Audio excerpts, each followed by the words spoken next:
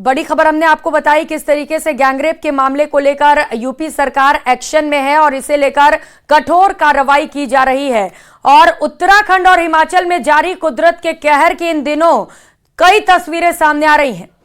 दो राज्य जो जल प्रहार का मार झेल रहे हैं, लगातार वहां पर मूसलाधार बारिश जारी है। मूसलाधार बारिश और लैंडस्लाइड की वजह से सैकड़ों लोगों की जान मुश्किल में फंस गई है। केदारनाथ में लैंडस्लाइड की वजह से कई लोग फंसे हुए हैं और वहां बारिश की वजह से रेस्क्यू ऑपरेशन में भी दिक्कतें आ रही हैं। अब तक सैकड़ों लोगों को रेस्क्यू किया जा चुका है। एनडीआरएफ और एसडीआरएफ की टीम लगातार रेस्क्यू ऑपरेशन में जुटी है। अब तक सैकड़ों लोगों को निकाला जा चुका है।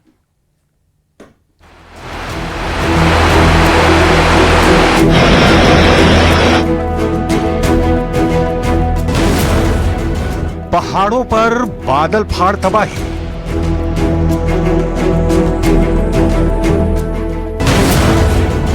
केदारनाथ से कुल्लू तक आसमान से बरसी मौत।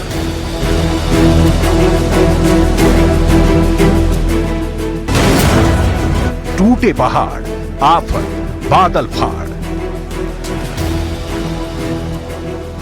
अगस्त का ये महीना हिमाचल प्रदेश और उत्तराखंड के लिए तबाही का मंजर लेकर आया है।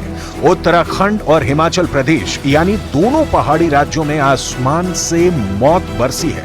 कुदरत के इस कहर के सामने लोग त्राहिमाम कर रहे हैं। हालत ये है कि जहां भी नजर जा रही है वहां सिर्फ और सिर्फ तबाही और बर्बादी के निशान देखने को मिल रहे हैं।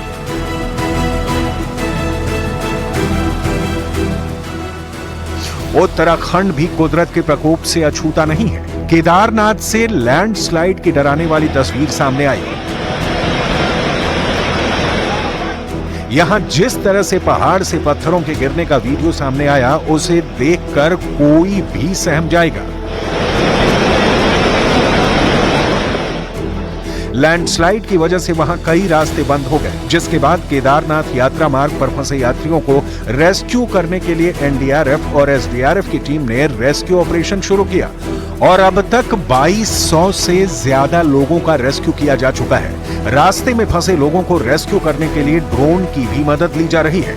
लोगों को बाहर निकालने के लिए वायुसेना की भी मदद ली जा रही है। रेस्क्यू ऑपरेशन पर खुद सीएम धामी नजर रखे हुए हैं। प्रधानमंत्री भी रेस्क्यू ऑपरेशन की पल पल की अपडेट ले रहे हैं।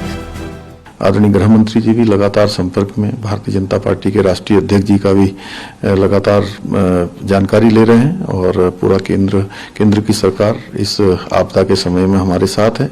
हम हर संभव एक एक तीर्थयात्री, एक एक श्रद्धालु, एक एक आपदा पीड़ित को हर संभव सहायता के लिए हम लोग प्रतिबद्ध हैं।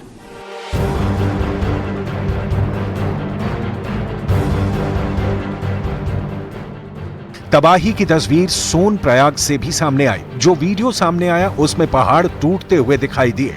बताया जा रहा है कि मलबा गिरने की वजह से वहां कई रास्ते बंद हैं। एसडीआरएफ की टीम लोकल लोगों की मदद से लोगों को निकालने की कोशिश कर रही है और मंदाकिनी नदी के किनारे से रेस्क्यू ऑपरेशन चलाया जा रहा है।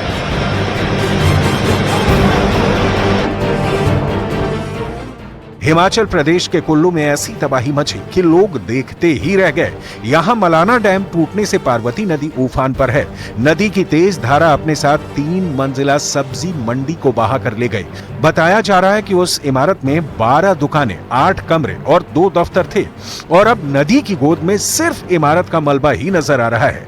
नदी के कटाव की वजह से इस इलाके का मुख्य रास्ता भी बह गया है और अब जो इमारतें नदी के किनारे खड़ी हैं उन पर भी खतरा मंडरा रहा है।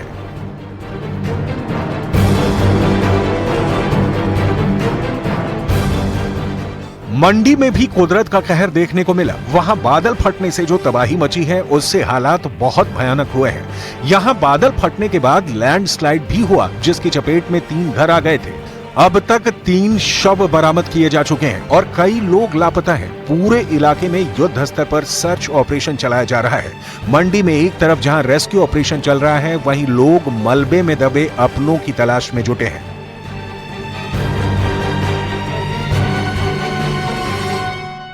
परिवार के तीनों सदस्य चले गए।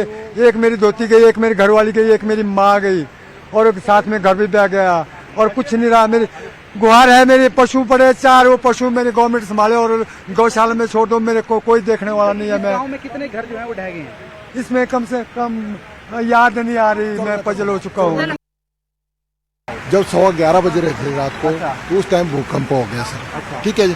उसके बाद जो जैसा मैं दूसरे घर मकान से इधर आया तो मैंने देखा उधर वाले मकान गए, उधर का मैंने देखा यहाँ हमारी फैमिली थी वो पूरे का पूरा जो हो गया था। शिमला में भी लैंडस्लाइड की वजह से तबाही हुई है। यहां जमीन खिसकने की वजह से मलबा कई गाड़ियों पर गिर पड़ा, जिससे लोगों को खासा नुकसान हुआ। इस हादसे में कई गाड़ियां क्षतिग्रस्त